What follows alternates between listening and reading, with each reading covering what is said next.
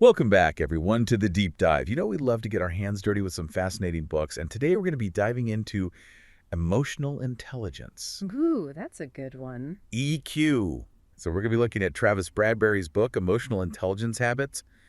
So we really wanted to take a deep dive into this because it feels like EQ is everywhere we turn these days. Yeah, it's definitely a hot topic, and for good reason. Why is that?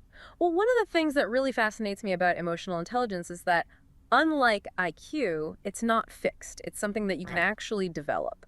That's a really good point. I think people get really hung up on like, oh, I have a certain IQ and that's just it. But It's a very different ball game with you can actually learn and grow and develop these skills. so it's hopeful too. Exactly. It's empowering. I love that. And speaking of empowering, one of the things that I thought was so interesting that we came across in our research is that when people are in a group and everyone starts laughing, everyone instinctively looks at the person that they feel closest to. Isn't that wild? That is so interesting. Like subconsciously, it's Yeah. like this emotional Yeah. magnet, right? Totally. Yeah. And it just shows you the power of EQ in action. It's like these subtle cues and connections that are happening all the time. And we're not even aware of it a lot at the time. Exactly. So let's start with something that might surprise people. Mm-hmm. The link between sleep and emotional intelligence. Yeah, this is huge. It's something that we don't always think about.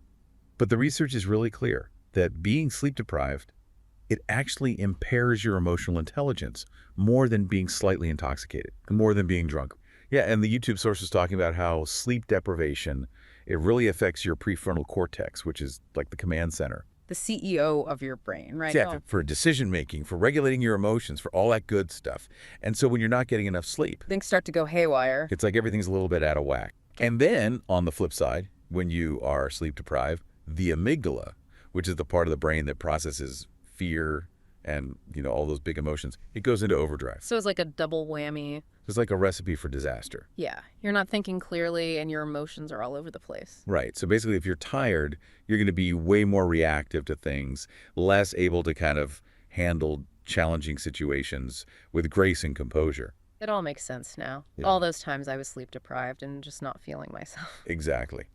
So speaking of sleep, they emphasized having a consistent wake-up time even on the weekends. That's a tough one, I know. but it makes sense. It's about regulating that natural sleep-wake cycle. It's like resetting your internal clock. And then also being mindful of caffeine and blue light exposure before bed can make a big difference. Yeah, those are two big culprits right there. So think about your own sleep habits. Could any of these tips make a difference in your day? All right, let's move on to this whole EQ versus IQ and personality thing. Because, we hear a lot about IQ being so important. Right? It's often seen as the gold standard. Yeah, but the YouTube source made it clear that a high IQ doesn't necessarily mean you have a high EQ. No, not at all. You can be a genius and still struggle with emotional intelligence. Exactly. And vice versa, you could have a lower IQ, Right. but be really emotionally intelligent. It's about different types of intelligence. And they both matter, Yeah. but it's understanding that they're separate but also interconnected. Yeah, like two sides of the same coin. And speaking of different approaches to the world, the source mentioned this amazing quote by Edith Wharton, the novelist. She said, "There are two ways of spreading light to be the candle or the mirror that reflects it." Ooh, that's a good one. Isn't that beautiful? And it really illustrates how people approach things, whether it's that kind of driven type A personality or the more reflective type B. The candle versus the mirror? Exactly. And it's not about one being better than the other. Right. It's about recognizing the strengths of each approach. And understanding where you fall on that spectrum. Self-awareness is key. Absolutely. And, the YouTube source also touched on this whole extrovert-introvert thing. Yeah, that's another spectrum that people tend to get caught up in. Totally. But it's not about being one or the other. It's more of a continuum. It's like a sliding scale. And most people fall somewhere in between. And it's really about understanding your own energy patterns, how you best engage with the world. Do you thrive in social situations, or do you need time to recharge after? Exactly. And recognizing that and making choices that support your well-being. It's about honoring your own needs and preferences. And, speaking of that, we can't forget Amy Cuddy, the Harvard psychologist who was featured in the YouTube source. Oh, yeah, she's incredible. She had this amazing story about experiencing a significant drop in IQ after an accident. Wow, I didn't know that about her. Yeah, and even though her IQ went down, she went on to achieve these incredible things. That's so inspiring. It really is. It shows the power of resilience and adaptability. Which are both key components of emotional intelligence. Absolutely. Yeah. It's like those challenges didn't define her. Right. She found a way to leverage her strengths and keep moving forward. It's about focusing on what you can control. Exactly. And not letting setbacks derail you. And now we get to the really fun part, body language. This is where things get interesting. Right. Body language is so powerful. It is. And, Amy Cuddy, she's an expert in this area. And according to the YouTube source, a whopping 55% of human communication is nonverbal. 55%? That's more than half? More than half.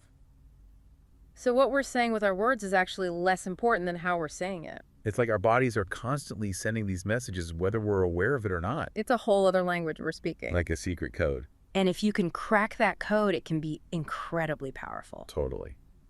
So how do we become more aware of this silent language? Are there any tips for projecting positive body language? Absolutely there are. One of the things that they mentioned was maintaining good eye contact, Yeah. not staring people down. Right. But, a comfortable 7 to 10 seconds when you're speaking, a little bit longer when you're listening. Oh, that's interesting. Yeah, it shows that you're engaged and present.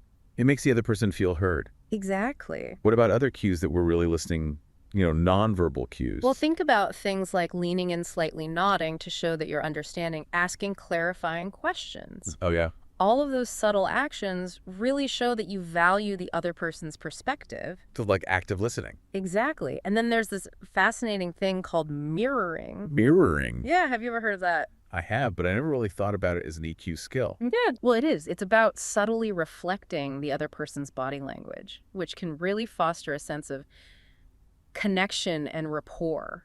Oh, that's interesting. Yeah, it can be really powerful. But of course, you don't want to be like a robot just copying every single move. Right, it has to be subtle. Exactly. It's about finding that balance. And then in general, open, expansive gestures, Mm-hmm. those convey confidence and warmth. Yeah.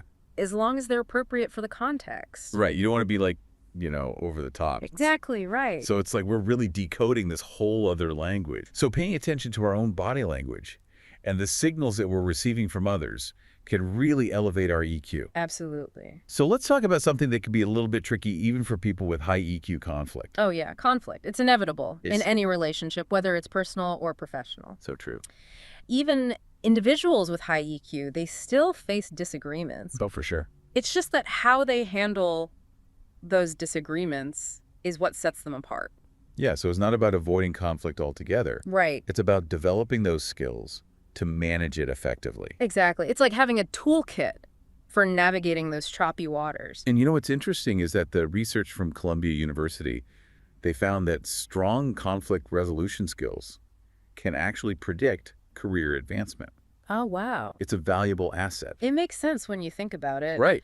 Being able to navigate conflict effectively is essential in any workplace. So how do we get better at this whole conflict thing? Well, the YouTube source talked about this passive, assertive, aggressive spectrum, and it's really helpful for understanding the different approaches to conflict. Like on one end, you have the passive folks who just avoid confrontation at all costs. Right. They'd rather just sweep things under the rug. And then on the other end, you have the aggressive types who are like, my way or the highway. Exactly. They bulldoze their way through. And then there's assertive right. Assertiveness falls somewhere in the middle. Okay. It's that sweet spot between being a pushover and a bulldozer. Got it.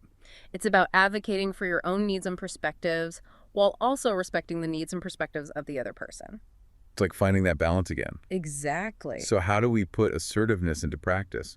Well, one tip is to focus on the issue at hand rather than attacking the other person. Oh, that's a good one. So instead of saying, you're always late, Right. try saying something like, I feel frustrated when meetings don't start on time because it throws off my schedule. It's about the behavior, not the person. Exactly. Any other tips for communicating assertively during these disagreements? Well, another suggestion was to offer solutions instead of just complaining. Okay. So instead of saying, this project is a mess, try saying something like, I'm concerned about the direction of this project.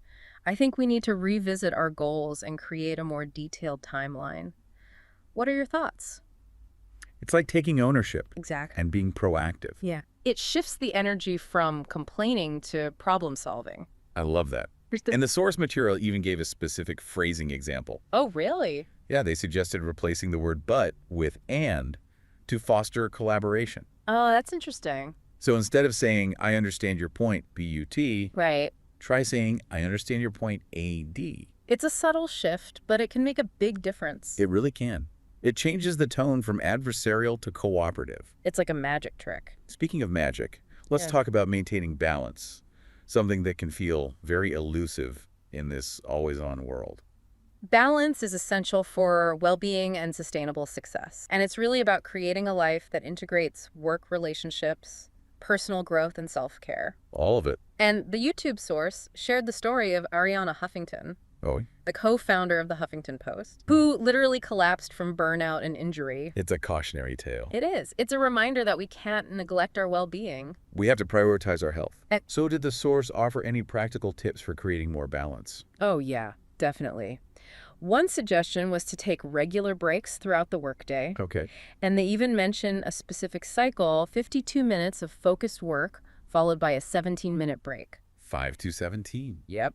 Interesting. And it aligns with the research that suggests our brains function optimally in cycles. So it's about working smarter, not harder. Exactly. What kind of activities should we be doing during those breaks? Well, the key is to engage in activities that truly replenish your energy and reduce stress. Okay, so scrolling through social media probably doesn't count. Probably not. What about things like taking a walk? Taking a walk is great. Having a meaningful conversation with a colleague? Yeah. Reading a few pages of a book? All great options. Closing your eyes, taking a few deep breaths? Anything that helps you disconnect and recharge. And what about dedicating time to relationships? Oh, that's so important. It's easy to let those slide when we're feeling overwhelmed. It is, but nurturing our relationships is crucial for our emotional well-being. Spending quality time with loved ones, whether it's a family dinner, a coffee date with a friend, even just a phone call to catch up.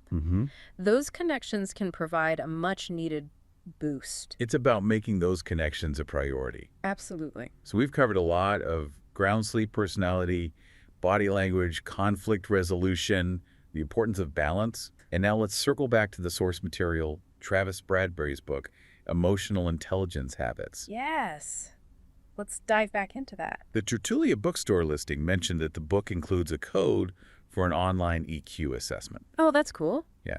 What are your thoughts on those kinds of self-assessments? You know, I think they can be really valuable because they provide a structured way to kind of reflect on your strengths and areas for growth. And they help you pinpoint patterns in your behavior and your emotional responses. So it's like holding up a mirror to your emotional self. Exactly. It's like a roadmap guide your EQ development. Okay, I like that. So emotional intelligence habits definitely seems to offer a wealth of practical strategy. And it's got a solid 4.21 rating on Goodreads. Not bad. For anyone listening who wants to delve deeper into this topic, Yeah, definitely check it out. we'll include a link in the show note, along with any other resources that we think might be helpful. So let's zoom out for a moment Okay. and kind of distill the key takeaways from our deep dive into emotional intelligence. What are the most crucial points that our listeners should remember? Well, I think first and foremost, it's remembering that emotional intelligence is a skill, not a fixed trait. It's something that you can cultivate and strengthen through conscious effort and practice. So if you're feeling like your EQ isn't where you want it to be, there's hope. Exactly. You have the power to change. And then building on that self-awareness is really the foundation of emotional intelligence. It's about understanding your own emotions, recognizing your strengths and weaknesses, and seeing how your actions impact others. So it's not just about knowing what you feel, Right. but also understanding why you feel it and how those feelings influence your behavior. Exactly. It's about connecting the dots. I like that. And what about empathy? Oh, empathy is huge. Yeah. That's the ability to understand and share the feelings of others. It allows us to connect with people on a deeper level, build stronger relationships, navigate conflicts more effectively. It's like that bridge that connects us Exactly. It's what allows us to see the world through different lenses. and build understanding. Absolutely. So we've got the power to change, Yeah. we've got self-awareness, and we've got empathy. And I think the final takeaway is just remembering that building strong emotional intelligence is a journey, not a destination. Oh, I like that. It's a continuous process of learning, practicing, and refining your skills. It's not about perfection. Right. It's about progress. Exactly. Be patient with yourself. Embrace the journey and celebrate those wins along the way. Well said. Before we wrap up, I have one final thought-provoking question for our listeners. If you could choose one habit to improve your EQ today, what would it be and why? I'd love to hear what people come up with. Yeah, leave your answers in the comments. Yes, please do. And don't forget to share this deep dive with your friends, family, or colleagues Yes, spread the EQ love. who might benefit from these insights. Creating that ripple effect of emotional intelligence can make a real difference in the world. Absolutely. Let's make the world a more emotionally intelligent place. I love it. If you're eager to dive deeper into this topic, be sure to check out the show notes for a link to Travis Bradberry's book, Emotional Intelligence Habits, along with other resources that we recommend. Until next time, keep exploring and keep those EQ muscles flexing. Keep growing.